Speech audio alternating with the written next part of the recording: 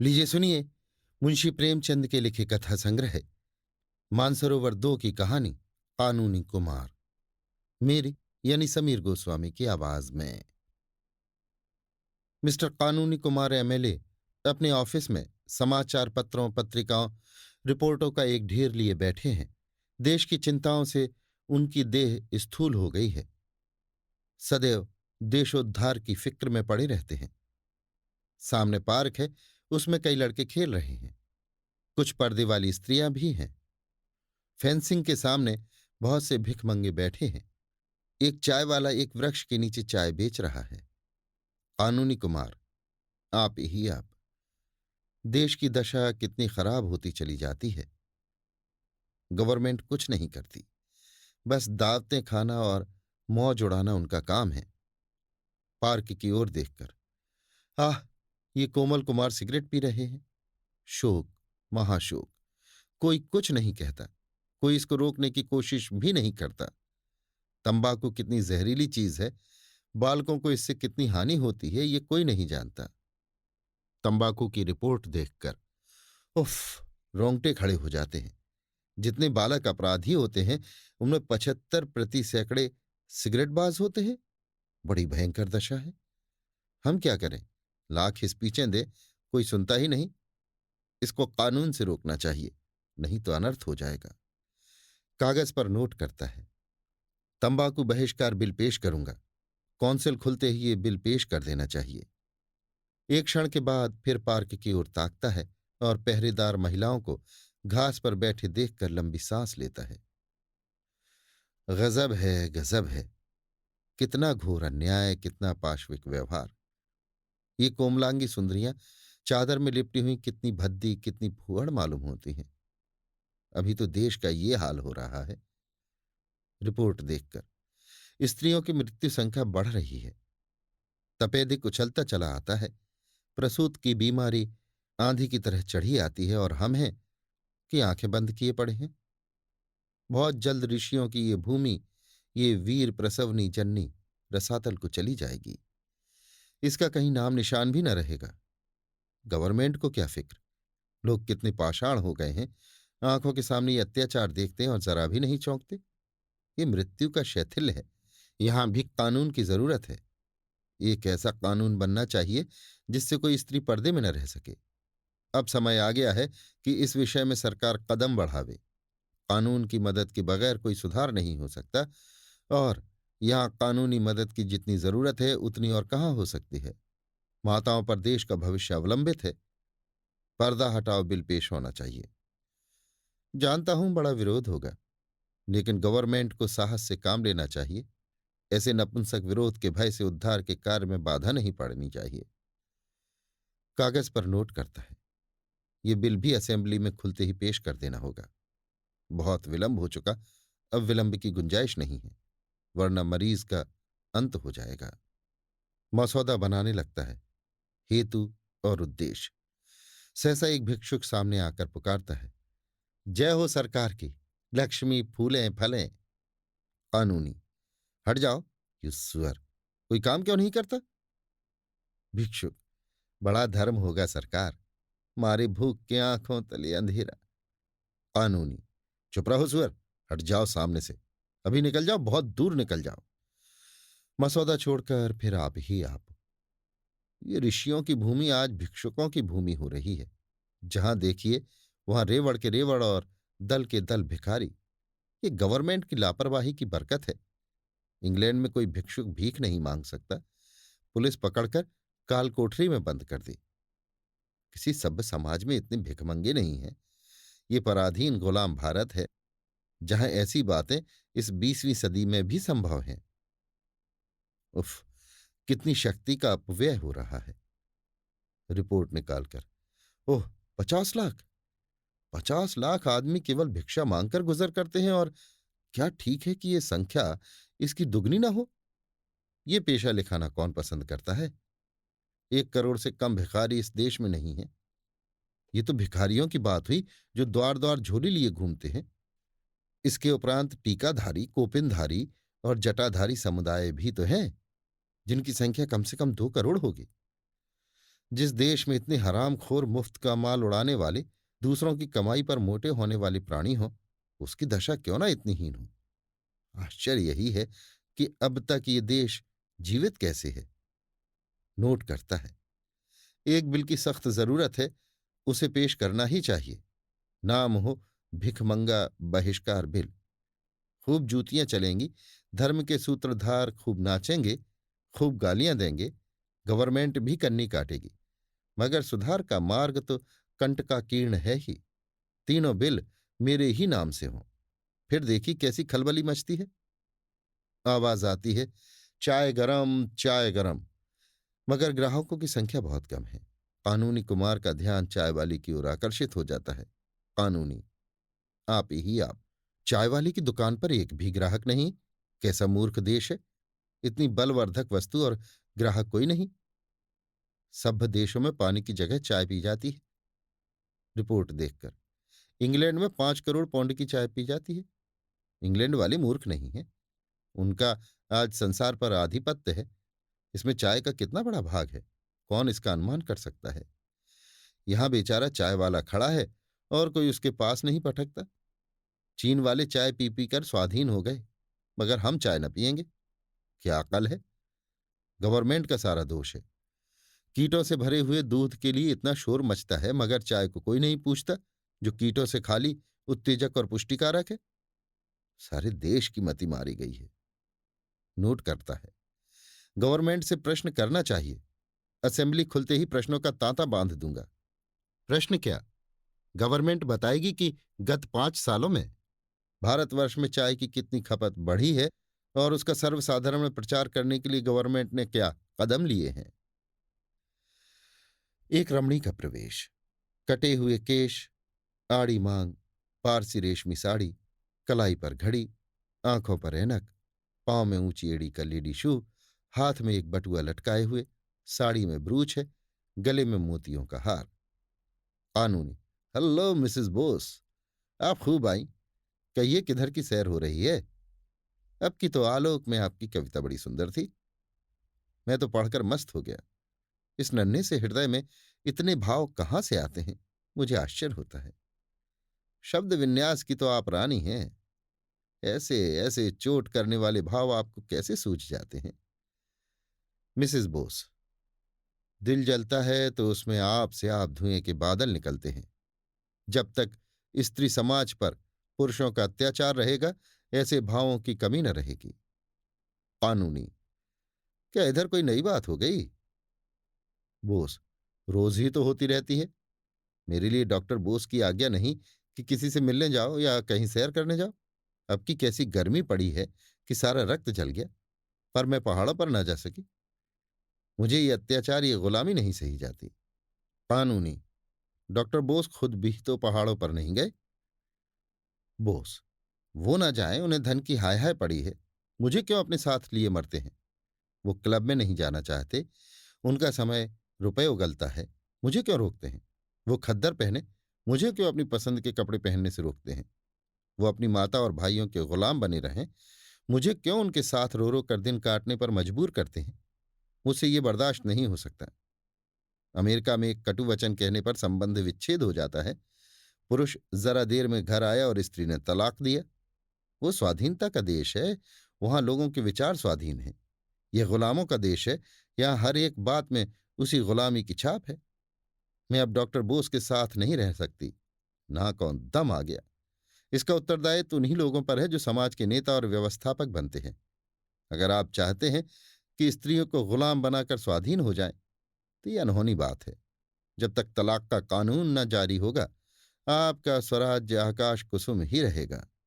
Doctor Bose को आप जानते हैं, धर्म में उनकी कितनी श्रद्धा है। खप्त कहिए, मुझे धर्म के नाम से घृणा है। इसी धर्म ने स्त्री जाति को पुरुष की दासी बना दिया है। मेरा बस चले तो मैं सारे धर्म की पोथियों को उठाकर पर नाले में फेंक दूं। मिसेज ईयर का प्रवेश, गोरा रंग, ऊंचा कद, ऊंचा गाउन, गोल हांडी की सी टोपी, आंखों पर ऐनक, चेहरे पर पाउडर, गालों और ओठों पर सुर्ख पेंट, रेशमी जुराबें और ऊंची एड़ी के जूते। कानूनी, हाथ बढ़ाकर, हेलो मिसेज अय्यर, आप खूब आई। कहिए, किधर की सैर हो रही है? आलोक में अब की आपका लेख अत्यंत सुंदर था। मैं तो पढ़कर दंग रह गया। मिसेज हेयर, मिसेज बोस की ओर मुस्कुराकर, दंग ही तो रह गए या कुछ किया भी? हम स्त्रियां अपना कलेजा निकाल कर रख दें, लेकिन पुरुषों का दिल न पसीजेगा। बोस, सत्य, बिल्कुल सत्य। हेयर, मगर इस पुरुष राज का बहुत जल्द अंत हुआ चाहता है। स्त्रियां अब कैद में नहीं रह सकती। मिस्टर एयर की सूरत में नहीं देखना चाहती। मिसेस बोस मुंह फेर लेती हैं, कानूनी मुस्कुराकर। मिस्टर एयर तो खूबसूरत आदमी है। लेडी एयर, उनकी सूरत उन्हें मुबारक रहे। मैं खूबसूरत पराधीनता नहीं चाहती, बदसूरत स्वाधीनता चाहती हूं। वो मुझे अब की जबरदस्ती पहाड़ पर ले गए।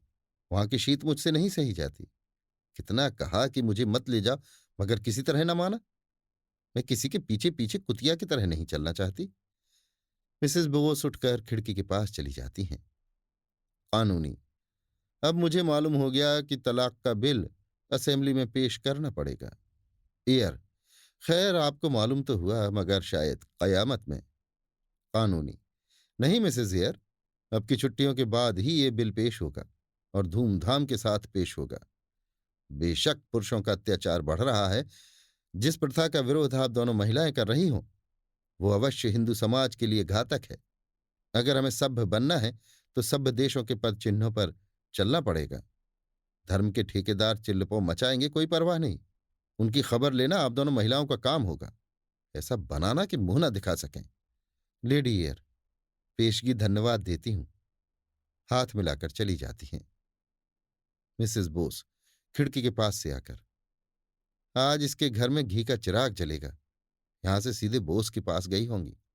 मैं भी जाती हूं। चली जाती हैं। कानूनी कुमार एक कानून की किताब उठाकर उसमें तलाक की व्यवस्था देखने लगता है कि मिस्टर आचार्य आते हैं। मुंह साफ, एक आंख पर ऐनक, खाली आधे बाह का शर्ट, निकर, ऊनी मोजे, लंबे बूट, पीछे एक टेरियर कुत्ता भी है। कानूनी, हेलो मिस्टर आचार्य, आप खूब आए। आज किधर की सैर हो रही है? होटल का क्या हाल है? आचार्य, कुत्ते की मौत मर रहा हूं। इतना बढ़िया भोजन, इतना साफ सुथरा मकान, ऐसी रोशनी, इतना आराम, फिर भी मेहमानों का दुर्भिक्ष। समझ में नहीं आता अब कितना खर्च घटाऊं। इन दामों अलग घर में मोटा खाना भी नसीब नहीं हो सकता। उस पर सारे जमाने की झंझट, कभी नौकर का रोना, कभी दूध वाले का रोना, कभी धोबी का रोना, कभी मेहतर का रोना। यहाँ सारे जंजाल से मुक्ति हो जाती है, फिर भी आधे कमरे खाली पड़े हैं। कानूनी, ये तो आपने बुरी खबर सुनाई। आचार, पश्चिम में क्यों इतना सुख और शांति है? क्यों इतना प्रकाश और धन है? क्यों इतनी स्वाधीनता और बल है? इन्हीं होटलों के प्रसाद से। होटल पश्चिमी गौरव का अंग है, पश्चिमी सभ्यता का प्राण है। अगर आप भारत को उन्नति के शिखर पर देखना चाहते हैं तो होटल जीवन का प्रचार कीजिए। इसके सिवाय दूसरा उपाय नहीं है। जब तक छोटी छोटी घरेलू चिंताओं से मुक्त न हो जाएंगे, आप उन्नति कर ही नहीं सकते। राजा रईसों को अलग घरों में रहने दीजिए। वो एक की जगह 10 खर्च कर सकते हैं। मध्यम श्रेणी वालों के लिए होटल के प्रचार में ही सब कुछ है। हम अपने सारे मेहमानों की फिक्र अपने सिर लेने को तैयार हैं, फिर भी जनता की आंखें नहीं खुलती। इन मूर्खों की आंखें उस वक्त तक न खुलेंगी जब तक कानून न बन जाएगा। कानूनी गंभीर भाव से, हाँ, मैं भी सोच रहा हूं। जरूर कानून से मदद लेनी चाहिए। एक ऐसा कानून बन जाए कि जिन लोगों की आय 500 रुपये से कम हो वो होटलों में रहें। क्यों? आचार, आप अगर ये कानून बनवा दें तो आने वाली संतान आपको मुक्तिदाता समझेगी। आप एक कदम में देश को 500 वर्ष की मंजिल तय करा देंगे। कानूनी, तो लो, अब कि ये कानून भी असेंबली खुलते ही पेश कर दूंगा। बड़ा शोर मचेगा।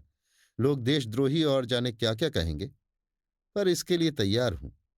कितना दुख होता है जब लोगों को अहीर के द्वार पर लुटिया लिए खड़ा देखता हूं।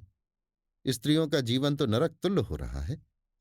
सुबह से 10-12 बजे रात तक घर के धंधों से फुर्सत नहीं। कभी बर्तन मांजो, कभी भोजन बनाओ, कभी झाड़ू लगाओ। फिर स्वास्थ्य कैसे बने? जीवन कैसे सुखी हो? सैर कैसे करें? जीवन के आमोद प्रमोद का आनंद कैसे उठावें? अध्ययन कैसे करें? आपने खूब कहा, एक कदम में 500 सालों की मंजिल पूरी हुई जाती है। आचार्य, तो आपकी बिल पेश कर दीजिएगा। कानूनी, अवश्य। आचार्य हाथ मिलाकर चला जाता है। कानूनी कुमार खिड़की के सामने खड़ा होकर होटल प्रचार बिल का मसविदा सोच रहा है। सहसा पार्क में एक स्त्री सामने से गुजरती है। उसकी गोद में एक बच्चा है। दो बच्चे पीछे पीछे चल रहे हैं और उदर के उभार से मालूम होता है कि गर्भवती भी है। उसका कृश शरीर, पीला मुख और मंद गति देखकर अनुमान होता है कि उसका स्वास्थ्य बिगड़ा हुआ है और इस भार का वहन करना उसे कष्टप्रद है। कानूनी कुमार, आप ही आप, इस समाज का, इस देश का और इस जीवन का सत्यानाश हो। जहां रमणियों को केवल बच्चा जनने की मशीन समझा जाता है, इस बेचारी को जीवन का क्या सुख। कितनी ही ऐसी बहनें इसी जंजाल में फंसकर 32-35 की अवस्था में, जबकि वास्तव में जीवन को सुखी होना चाहिए, रुग्ण होकर संसार यात्रा समाप्त कर देती हैं। भारत, ये विपत्ति तेरे सिर से कब टलेगी? संसार में ऐसे ऐसे पाषाण हृदय मनुष्य पड़े हुए हैं जिन्हें इन दुखियारियों पर जरा भी दया नहीं आती। ऐसे अंधे, ऐसे पाषाण, ऐसे पाखंडी समाज को, जो स्त्री को अपनी वासनाओं की वेदी पर बलिदान करता है, कानून के सिवा और किस विधि से सचेत किया जाए? और कोई उपाय नहीं है। नरहत्या का जो दंड है, वही दंड ऐसे मनुष्यों को मिलना चाहिए। मुबारक होगा वो दिन जब भारत में इस नाशनी प्रथा का अंत हो जाएगा। स्त्री का मरण, बच्चों का मरण और जिस समाज का जीवन ऐसी संतानों पर आधारित हो उसका मरण, ऐसे बदमाशों को क्यों न दंड दिया जाए? कितने अंधे लोग हैं। बेकारी का ये हाल है कि आधी जनसंख्या मक्खियां मार रही है। आमदनी का ये हाल कि भरपेट किसी को रोटियां नहीं मिलती। बच्चों को दूध स्वप्न में भी नहीं मिलता। और ये अंधे हैं कि बच्चे पर बच्चे पैदा करते जाते हैं। संतान निग्रह बिल की जितनी जरूरत है इस समय देश को, उतनी और किसी कानून की नहीं। असेंबली खुलते ही ये बिल पेश करूंगा। प्रलय हो जाएगा, ये जानता हूं, पर और उपाय ही क्या है? दो बच्चों से ज्यादा जिसके हों, उसे कम से कम 5 वर्ष की कैद, उसमें 5 महीने से कम कालकोठरी न हो। जिसकी आमदनी 100 रुपये से कम हो, उसे संतानोत्पत्ति का अधिकार ही न हो। मन में उस बिल के बाद की अवस्था का आनंद लेकर कितना सुखमय जीवन हो जाएगा। हाँ, एक दफा यह भी रहे कि एक संतान के बाद कम से कम 7 वर्ष तक दूसरी संतान न आने पावे। तब इस देश में सुख और संतोष का साम्राज्य होगा। तब स्त्रियों और बच्चों के मुंह पर खून की सुर्खी नजर आएगी। तब मजबूत हाथ पांव और मजबूत दिल और जिगर के पुरुष उत्पन्न होंगे। मिसेस कानूनी कुमार का प्रवेश। कानूनी कुमार जल्दी से रिपोर्टों और पत्रों को समेट देता है और एक उपन्यास खोलकर बैठ जाता है। मिसेस, क्या कर रहे हो? वही धुन। कानूनी, एक उपन्यास पढ़ रहा हूं। मिसेस, तुम सारी दुनिया के लिए कानून बनाते हो, एक कानून मेरे लिए भी बना दो। इससे देश का जितना बड़ा उपकार होगा, उतना और किसी कानून से ना होगा। तुम्हारा नाम अमर हो जाएगा और घर घर तुम्हारी पूजा होगी। कानूनी, अगर तुम्हारा ख्याल है कि मैं नाम और यश के लिए देश की सेवा कर रहा हूं, तो मुझे यही कहना पड़ेगा कि तुमने मुझे रत्ती भर भी नहीं समझा। मिसेज, नाम के लिए काम कोई बुरा काम नहीं है, और तुम्हें यश की आकांक्षा हो तो मैं उसकी निंदा न करूंगी, भूल कर भी नहीं। मैं तुम्हें एक ऐसी ही तदबीर बता दूंगी जिससे तुम्हें इतना यश मिलेगा कि तुम ऊब जाओगे। फूलों की इतनी वर्षा होगी कि तुम उसके नीचे दब जाओगे। गले में इतने हार पड़ेंगे कि तुम गर्दन सीधी न कर सकोगे। कानूनी, उत्सुकता को छिपाकर, कोई मजाक की बात होगी? देखो मिन्नी, काम करने वाले आदमी के लिए इससे बड़ी दूसरी बाधा नहीं है कि उसके घर वाले उसके काम की निंदा करते हों। मैं तुम्हारे इस व्यवहार से निराश हो जाता हूं। मिसेस, तलाक का कानून तो बनाने जा रहे हो, अब क्या डर है? कानूनी, फिर वही मजाक। मैं चाहता हूं तुम इन प्रश्नों पर गंभीर विचार करो। मिसेस, मैं बहुत गंभीर विचार करती हूं, सच मानो। मुझे इस बात का दुख है कि तुम मेरे भावों को नहीं समझते। मैं इस वक्त तुमसे जो बात करने जा रही हूं, उसे मैं देश की उन्नति के लिए आवश्यक ही नहीं परमावश्यक समझती हूं। मुझे इसका पक्का विश्वास है। कानूनी, पूछने की हिम्मत तो नहीं पड़ती, अपनी झेप मिटाने के लिए हंसता है। मिसेस, मैं खुद ही कहने आई हूं।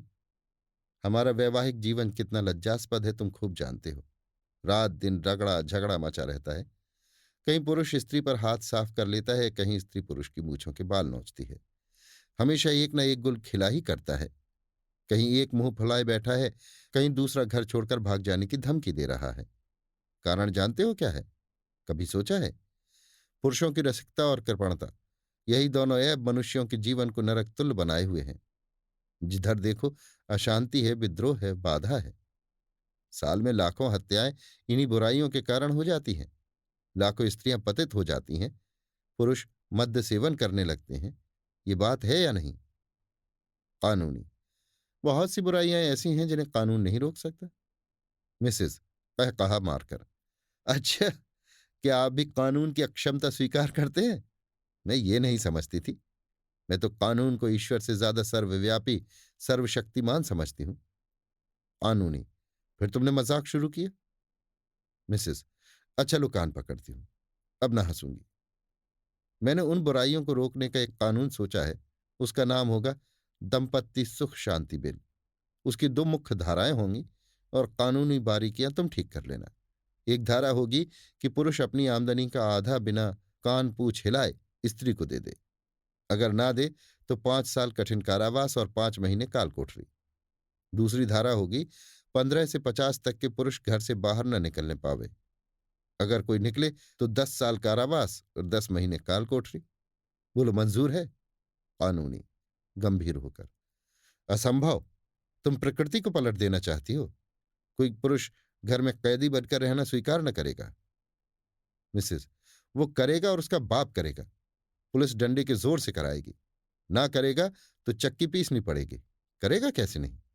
अपनी स्त्री को घर की मुर्गी समझना और दूसरी स्त्रियों के पीछे दौड़ना क्या खाला जी का घर है? तुम अभी इस कानून को अस्वाभाविक समझते हो। मत घबराओ। स्त्रियों को अधिकार होने दो। ये पहला कानून न बन जावे तो कहना कि कोई कहता था। स्त्री एक एक पैसे के लिए तरसे और आप गुलछर्रे उड़ाएं। दिल लगी है। आधी आमदनी स्त्री को दे देनी पड़ेगी, जिसका उससे कोई हिसाब न पूछा जा सकेगा। कानूनी, तुम मानव समाज को मिट्टी का खिलौना समझती हो। मिसेस, कदापि नहीं। मैं यही समझती हूं कि कानून सब कुछ कर सकता है। मनुष्य का स्वभाव भी बदल सकता है। कानूनी, कानून ये नहीं कर सकता। मिसेस, कर सकता है। कानूनी, नहीं कर सकता। मिसेस, कर सकता है। अगर वो जबरदस्ती लड़कों को स्कूल भेज सकता है, अगर वो जबरदस्ती विवाह की उम्र नियत कर सकता है, अगर वो जबरदस्ती बच्चों को टीका लगवा सकता है, तो वो जबरदस्ती पुरुषों को घर में बंद भी कर सकता है। उसकी आमदनी का आधा स्त्रियों को भी दिला सकता है। तुम कहोगे पुरुष को कष्ट होगा। जबरदस्ती जो काम कराया जाता है उसमें करने वाले को कष्ट होता है। तुम उस कष्ट का अनुभव नहीं करते, इसीलिए वो तुम्हें नहीं अखरता। मैं ये नहीं कहती कि सुधार जरूरी नहीं है। मैं भी शिक्षा का प्रचार चाहती हूँ। मैं भी बाल विवाह बंद करना चाहती हूँ। मैं भी चाहती हूँ कि बीमारियां न फैलें। लेकिन कानून बनाकर जबरदस्ती ये सुधार नहीं करना चाहती। लोगों में शिक्षा और जागृति फैलाओ, जिसमें कानूनी भय के बगैर वो सुधार हो जाए। आपसे कुर्सी तो छोड़ी जाती नहीं, घर से निकला जाता नहीं, शहरों की विलासिता को एक दिन के लिए भी नहीं त्याग सकते, और सुधार करने चले हैं आप देश का। इस तरह सुधार न होगा। हाँ, पराधीनता की बेड़ी और भी कठोर हो जाएगी। मिसेस कुमार चली जाती हैं और कानूनी कुमार अव्यवस्थित चित्त सा कमरे में टहलने लगता है। अभी आप सुन रहे थे मुंशी प्रेमचंद के लिखे कथा संग्रह मानसरोवर 2 की कहानी कानूनी कुमार, मेरी यानी समीर गोस्वामी की आवाज में।